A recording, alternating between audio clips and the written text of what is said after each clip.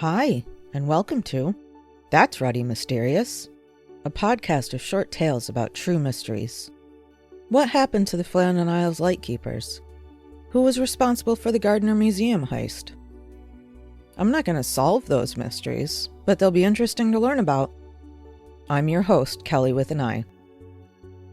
Transcripts for all episodes can be found at that'sruddymysterious.wordpress.com. No apostrophe and no exclamation point. Today's tale is about the dancing plague. On July 14, 1518, in France, a woman by the name of Mrs. Troffea stepped out onto a narrow, cobbled street and began to dance. She wouldn't stop for somewhere between 4 and 6 days when she finally collapsed from exhaustion. In that time, more than 30 other people would do the same. Just begin dancing and not be able to stop. The dancers would scream out the names of demons and beg for help to stop dancing, but would be unable to do so. They'd cry from bleeding feet and exhaustion, yet still they danced. After she collapsed from dancing for so long, Mrs. Troffea rested for a short time and then soon began dancing again. Once again, unable to stop.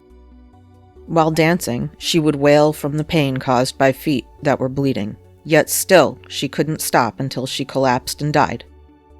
The dancing plague of 1518 took hold of the town of Strasbourg, France in July and would last until September of the same year, at which time the dancing stopped as suddenly as it had started. Before it was over, as many as 400 people were afflicted, with some of them dying from the exertion, dehydration, and starvation. However, this was not the first time a dancing plague, or choreomania, would hit Europe, and it wouldn't be the last.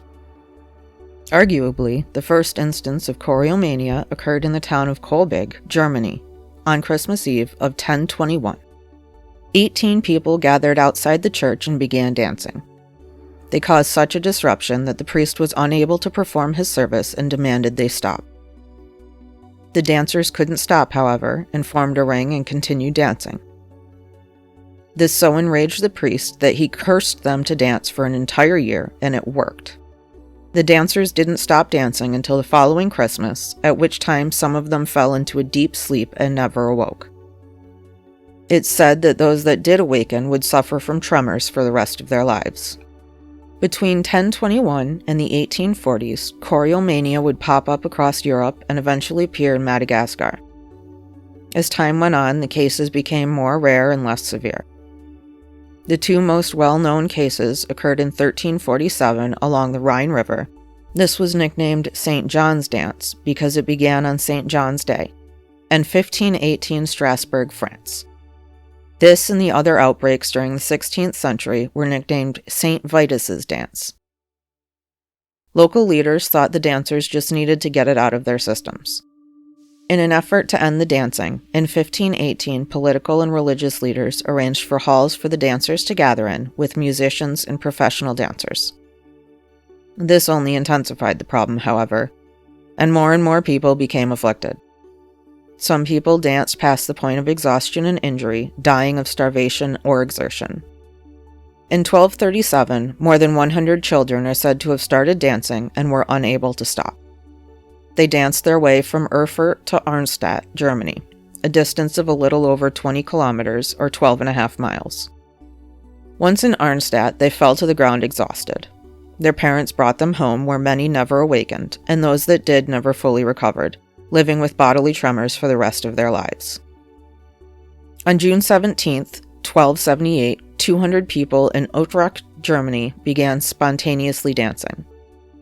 They danced on the Moselle Bridge and couldn't stop until a priest crossed their path, carrying the host to a person who was sick. Upon his passing, the bridge collapsed, drowning all 200 dancers.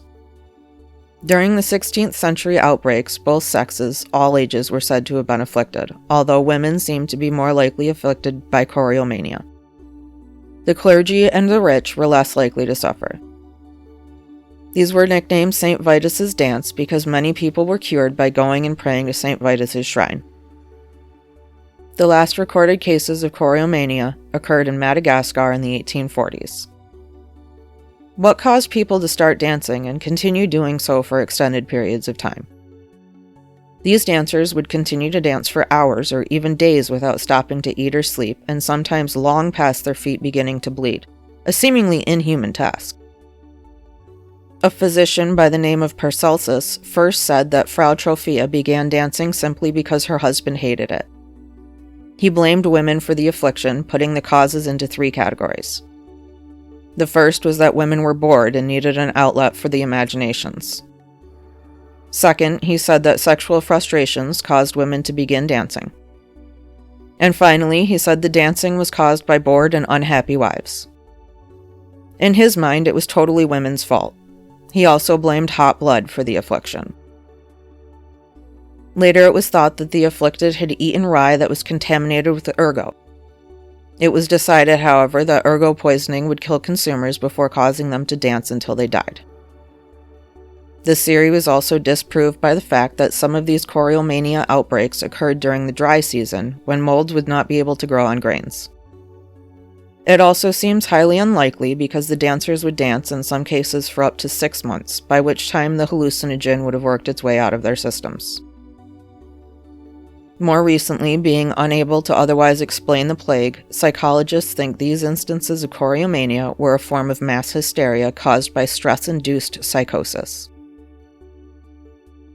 Both of the major incidences of choriomania directly followed periods of famine, crop failures, major floods, and other biblical-type catastrophes.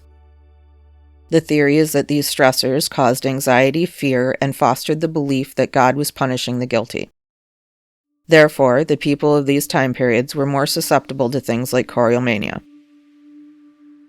Until the 1500s, it was believed that the dancing plague was caused by demons. When choriomania reached Italy, some physicians believed it was a form of tarantism, which is caused by the bite of a tarantula spider. Some historians find this story hard to believe and say that the dancing plague never happened. There's plenty of historical evidence to prove that there was a very real plague, however. What was the true cause of the dancing plague? Was it a case of mass hysteria?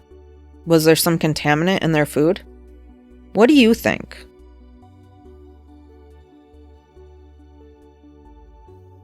If you're listening on Spotify, scroll down and let me know what you think. Thanks for listening to today's episode of That's Ready Mysterious. I'm your host, Kelly with an I. If you enjoyed this episode, leave a review and follow That's Ready Mysterious to be updated about new episodes. Tune in next Tuesday for another thought-provoking tale.